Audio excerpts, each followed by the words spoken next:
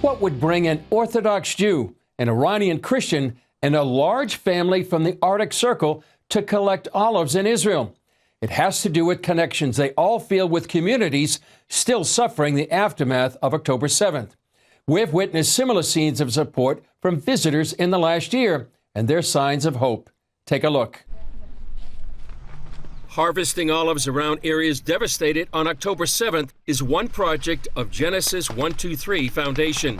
It's also building bridges between Jews and Christians with Israel. We chose to work along the Gaza border in communities that were the most hardest hit by the Hamas massacre, to take the olives from those communities that wouldn't otherwise be used to turn them into oil and then create revenue for that goes back into their own communities. Founder Jonathan Feldstein says a key goal is making meaningful relationships. Everyone is overwhelmed, grateful, excited about the fact that these Christian volunteers have come, especially now. We're in the midst of a war. Feldstein, an Israeli and Orthodox Jew, has partnered with Marzi Amirizadeh, an Iranian Christian sentenced to death by the Islamic Republic regime for her faith, who now lives in the United States. The whole idea to bring Christians to harvest olives was Marzi's.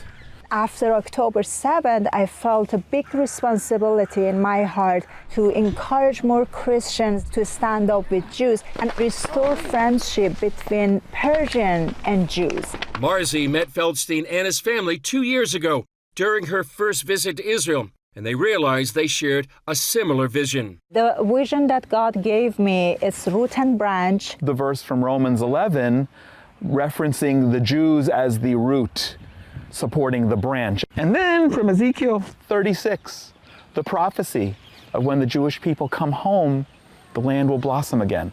Now these trees that we're harvesting epitomizes the flourishing and the blossoming. Every olive that we pick, every liter of oil that we make, that's a fulfillment of prophecy.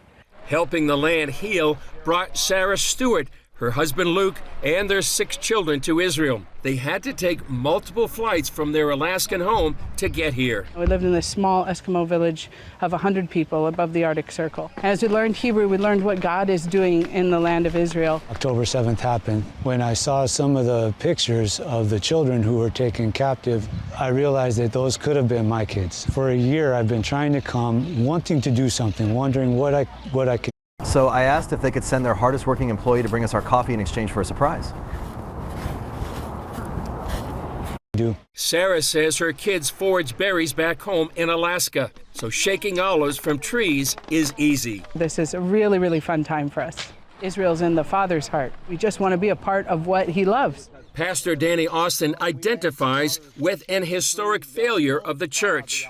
When the Holocaust took place, the world was blinded, or they didn't want to see, and they said it wasn't real, and so they just walked away. So here we are with 18 people. I want to go back and tell our church, they know the Bible and they know how important it is to be involved with what's taking place in Israel. Cindy McCain tells CBN News that she came from Georgia to see the situation firsthand and spread the word back home. To bear witness to people in the United States of what Israel has gone through. And that's one thing that breaks my heart. Jonathan helped me to visit all the communities that were destroyed by terrorists, and it was very heartbreaking. Since Marzi experienced torture in Iran, she can uniquely identify with the suffering here. I was in prison. I was sentenced to death by hanging just because of, believing in Jesus, and the regime executed my best friend. They killed my husband. So to see what happened to Israeli people, I totally understand their pain and suffering. Gad Sobel told the group how Hamas kidnapped his twin grandsons,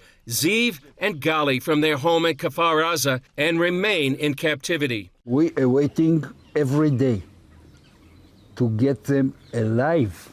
In response to God sharing about his grandchildren in Gaza, the group gathered around in an impromptu show of support. Christians always want to pray, and that was organic. That just happened. When Cindy prayed and when Marzi prayed and you saw the tears streaming down her face, that was real. That was powerful. Those are the meaningful relationships.